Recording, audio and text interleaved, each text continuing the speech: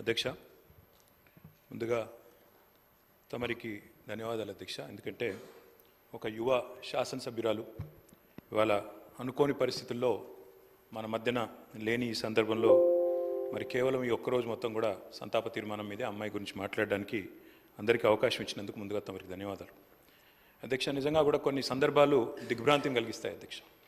ఇవాళ జ్ఞాని సాయన్న గారు ఇప్పుడే ముఖ్యమంత్రి గారు చెప్పినట్టు ఒక సీనియర్ శాసనసభ్యుడు, 5 సార్లు గెలిచిన మంచి వ్యక్తి, మృదు స్వభావి, ఎప్పుడు ఎక్కడ ఎవరిని కలిసినా ఏ పార్టీలో ఉన్నా ఒక అజాత శత్రువుగా మంచి పేరు తెచ్చుకున్న వ్యక్తి జ్ఞాని సాయన్న గారు అధ్యక్ష. గతంలో పెద్దలు కేసీఆర్ గారి నాయకత్వంలో సాయన్న గారు, మేము అందరం కూడా కలిసికట్టుగా నగరాభివృద్ధికి ఎన్నో రకాలుగా కంటోన్మెంట్ కానీ తర్వాత నగరంలోని వివిధ ప్రాంతాలకు సంబంధించి కానీ చాలా కమిట్మెంట్తో పనిచేసిన నాయకుడు సాయన్న గారు అధ్యక్ష. అధ్యక్ష, సాయన్న గారు అదేవిధంగా మా గౌరవ ముషీరాబాద్ శాసనసభ్యులు ముఠా గోపాల్ గారు చిరకాల స్నేహితులు అధ్యక్ష. దాదాపు దశాబ్దాల స్నేహం వారిద్దరిది కూడా. మీకు కూడా మంచి స్నేహితుడు అధ్యక్ష వారు.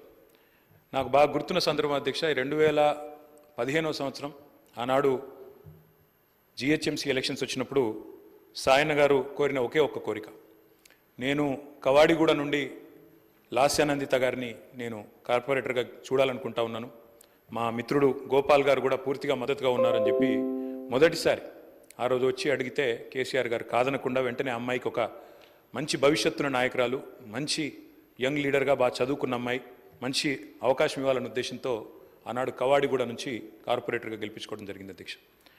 కానీ నిజంగా కొన్ని సందర్భాలు ఎట్లా ఉంటాయి అధ్యక్ష అంటే, ఇప్పుడు సాయన్న గారి కుటుంబాన్ని చూస్తూ ఉంటే విధి నిజంగానే వారి మీద పగబట్టిందేమో అన్నంత తీవ్రంగా ఒకే ఒక్క సంవత్సరంలో మరి అటు సాయన్న గారు దుర్మరణం పాలు కావడం, ఆ తర్వాత అనుకోని మరి మమ్మల్ని అందరినీ కూడా విస్మయపరుస్తూ దిగ్భ్రాంతికి గురి చేస్తూ లాస్యానందిత గారు కూడా ఈ రోడ్ యాక్సిడెంట్లో చనిపోవడం, ఇవన్నీ కూడా అత్యంత ఆవేదన కలిగించే అంశాలు అధ్యక్ష.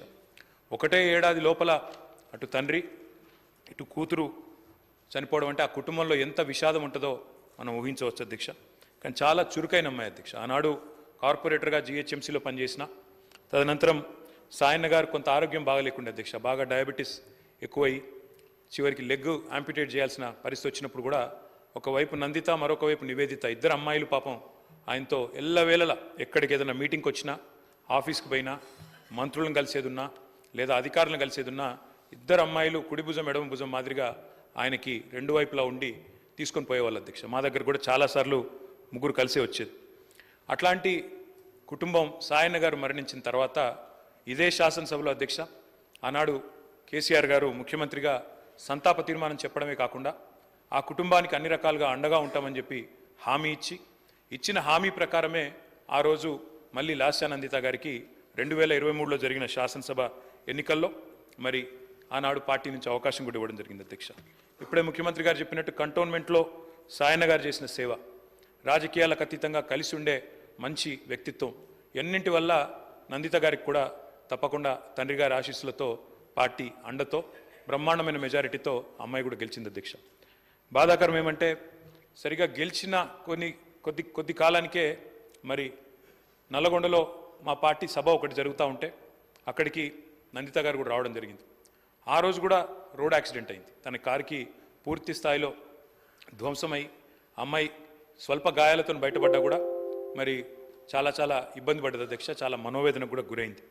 తదనంతరం వాళ్ళ ఇంట్లో కూడా ఒక చిన్న యాక్సిడెంట్ అయింది. వరుసగా ఏదో పగబట్టినట్టే నల్లగొండలో ప్రమాదం, తర్వాత అక్కడ లిఫ్ట్లో ప్రమాదం, ఆ తర్వాత మళ్ళీ అనుకోకుండా ఈ ఓఆర్ఆర్ మీద జరిగిన రోడ్ యాక్సిడెంట్లో అమ్మాయి మరణించడం జరిగింది అధ్యక్ష. మేము ఆ రోజు పార్టీగా మాట ఇచ్చి సాయన్న గారి కుటుంబం మా కుటుంబమే అని చెప్పి ఆనాడు సాయన్న గారి తర్వాత లాస్యానందిత గారికి పార్టీ అవకాశం ఇచ్చింది అధ్యక్ష. అమ్మాయి గెలిచింది. దురదృష్టవశాత్తు ఏడాది లోపలే అమ్మాయి మరణిస్తే తిరిగి వారి సోదరి నివేదిత గారికి మొన్న జరిగిన ఉప ఎన్నికల్లో కూడా అవకాశం ఇచ్చింది అధ్యక్ష పార్టీ నాయకత్వం, కేసీఆర్ గారు. కానీ దురదృష్టం ఉప ఎన్నికల్లో మొన్న మా పార్టీ ఓటమి పాలు కావడం జరిగింది అధ్యక్ష. నిజంగా కల్లో కూడా అనుకోలేదు.